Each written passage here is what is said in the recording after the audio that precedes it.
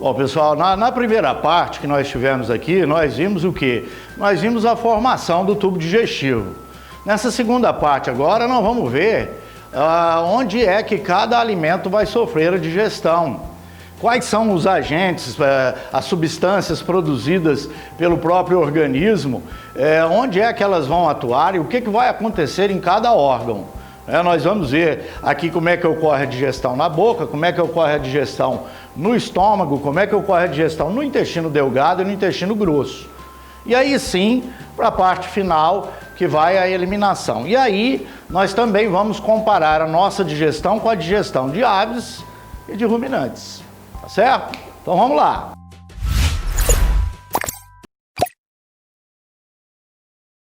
Vamos lá, pessoal, vamos continuar aqui a digestão agora, né? Vamos aqui utilizar o quadro ainda da aula passada, que nós temos aqui as enzimas, e agora nós vamos ver o quê? Nós vamos ver os produtos, né? A amilase, por exemplo, ela vai atuar sobre o quê? Ela vai atuar sobre o amido. E o amido, ao ser quebrado, será convertido em quê? Em maltose. Não é isso? Só que a maltose a gente já sabe que não vai ser absorvido ainda porque é um disacarídeo. Outra coisa que você precisa saber, precisa lembrar, né? Praticamente todo o amido vai ser quebrado por essa amilase. Por quê? Ué, porque aquela lá da boca quase não teve quebra. Depois vem a lipase, pessoal, vai fazer a quebra dos lipídios. E os lipídios que nós ingerimos, pessoal, os principais são os glicerídeos, né? E os glicerídeos, eles, ao serem quebrados, eles são quebrados em quê? Quais são os produtos? Ácido graxo e glicerol. Correto? Depois vem a tripsina, que ao contrário da pepsina, para ser ativada, precisa de um pH básico, não é isso? Esta enzima aqui digere a mesma substância que a pepsina, correto? A tripsina vai fazer a quebra de proteínas e essas proteínas também serão convertidas em peptídeos.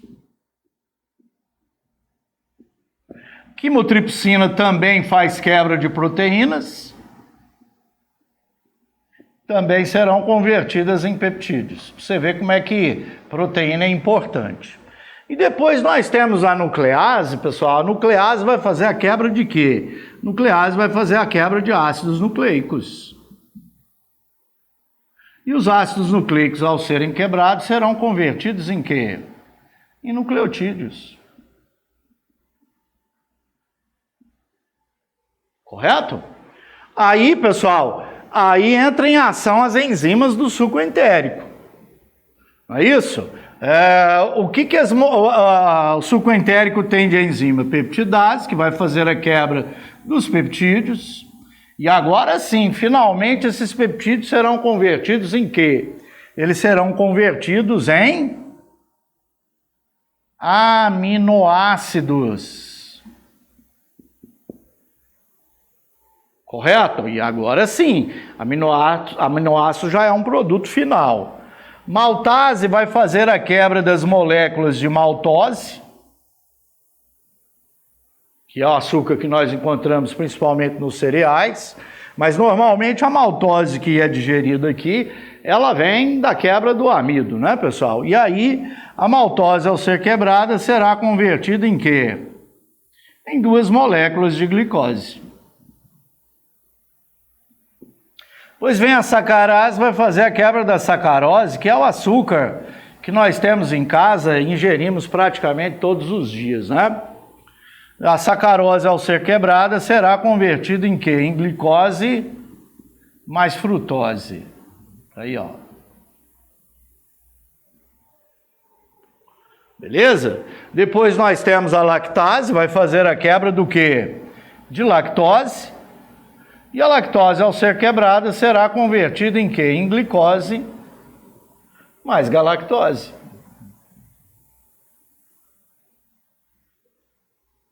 E se houver alguma molécula de lipídio que ainda não foi quebrada, Esses lipídios vão ser quebrados por essas lipases e aí serão convertidos em quê? Em ácido graxo. Mais o que, pessoal? Mais glicerol, tá aí, ó. Esses são os produtos finais da digestão no duodeno.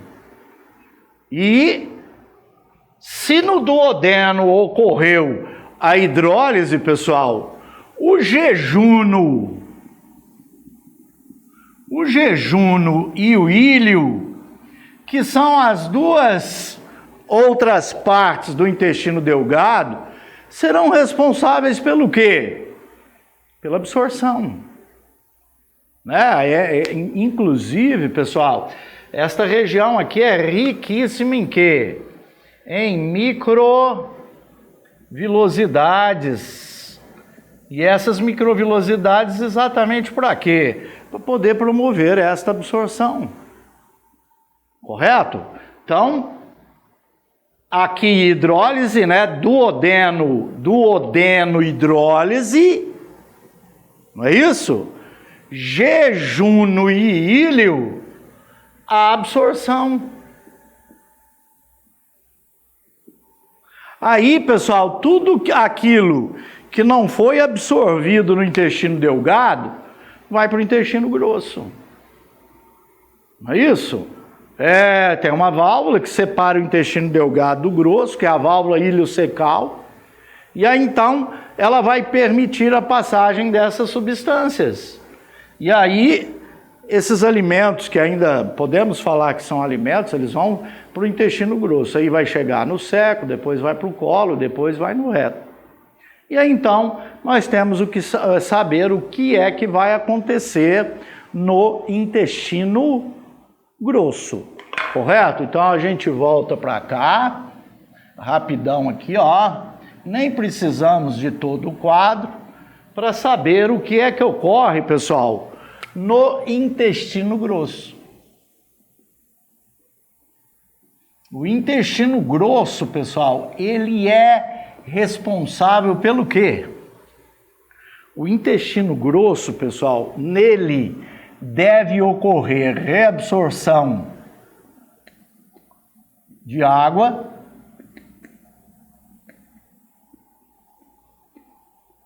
Por que eu falo reabsorção? Porque a água, pessoal, que vai ser absorvida aqui, ela não é só a água presente nos alimentos. Ela é a água da saliva, é a água do suco gástrico, do suco entérico, do suco biliar, do suco pancreático. Então, esta água, ela fazia parte do nosso corpo. E agora o nosso corpo vai retornar. Então, por isso a gente fala reabsorção. Aqui também deverá ocorrer absorção de sais, minerais, correto? Aqui deve ocorrer a absorção de vitaminas hidrossolúveis, né, pessoal? Porque as lipossolúveis são absorvidas no intestino delgado junto com os produtos de origem lipídica. Correto? E é aqui, pessoal, que nós encontraremos as bactérias que ajudam na nossa digestão. Porque essas bactérias, elas fazem o quê? Elas fazem a decomposição do alimento.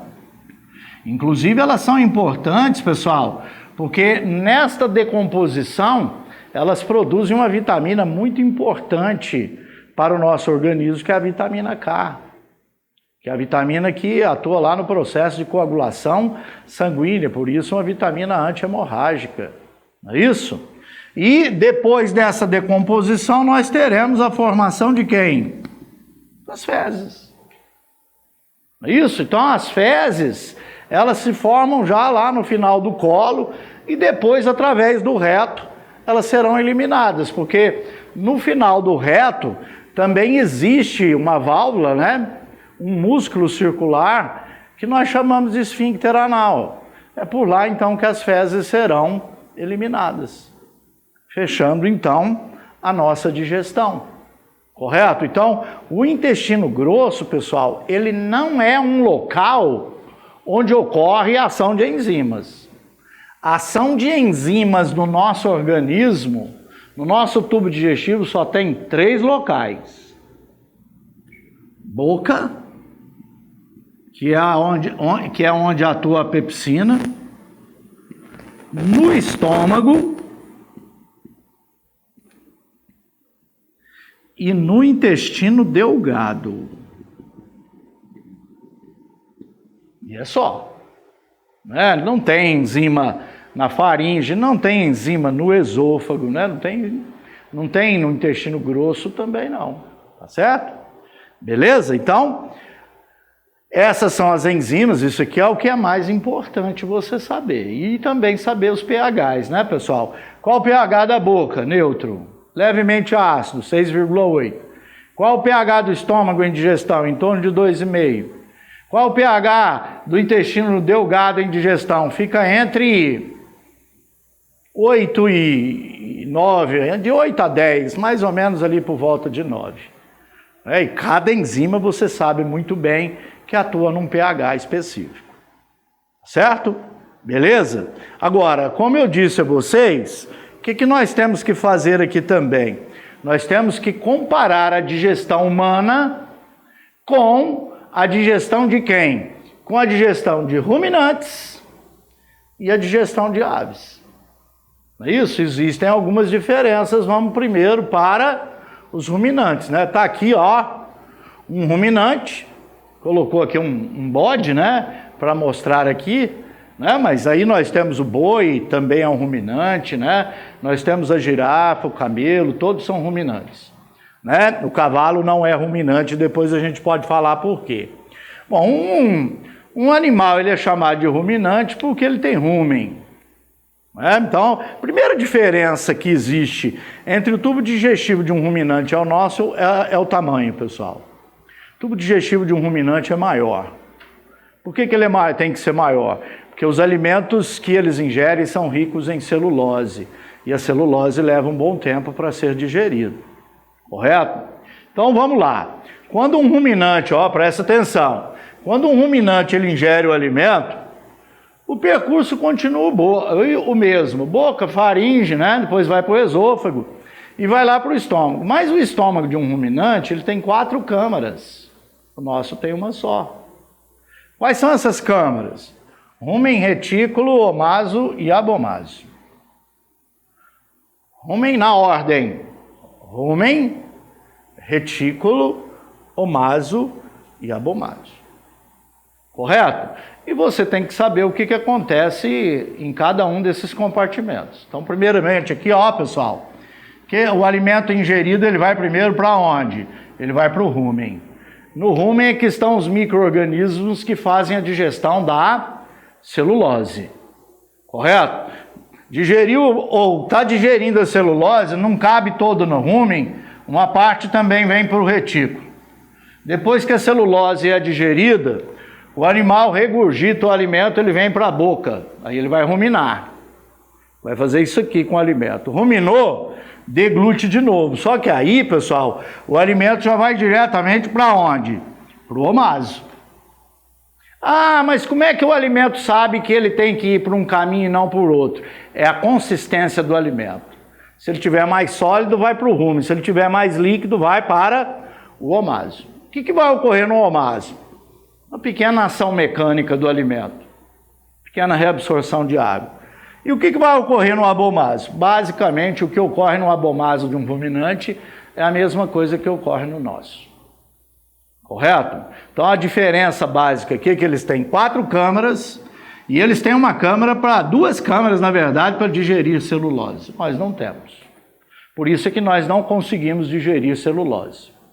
Eles conseguem por quê? Porque no rumen e no retículo eles têm micro-organismos que fazem a digestão da celulose para eles.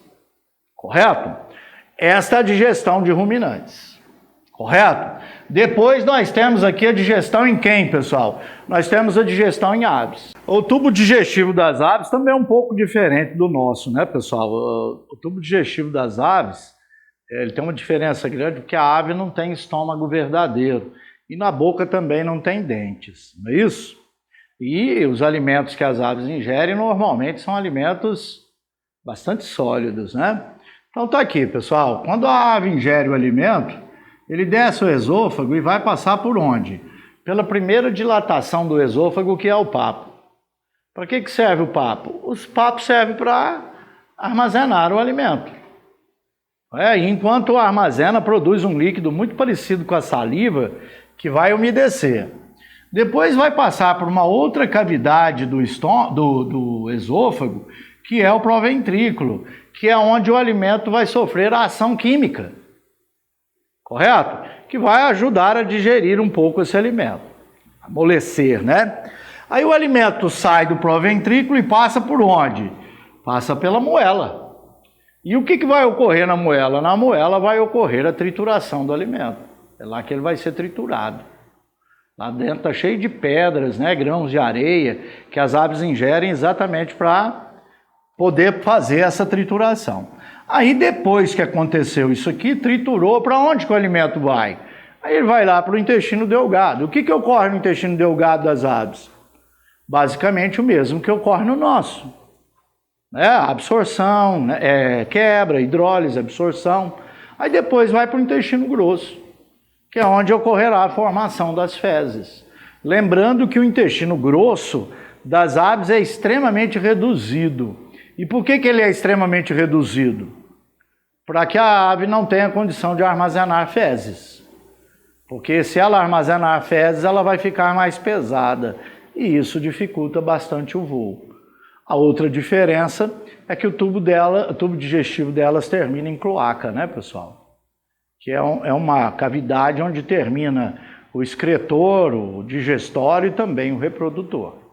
Então essas são as diferenças básicas entre esses sistemas. Sistema digestório de todos eles, tá ok? Fechamos com isso a digestão. Em breve estaremos de volta. Um abraço.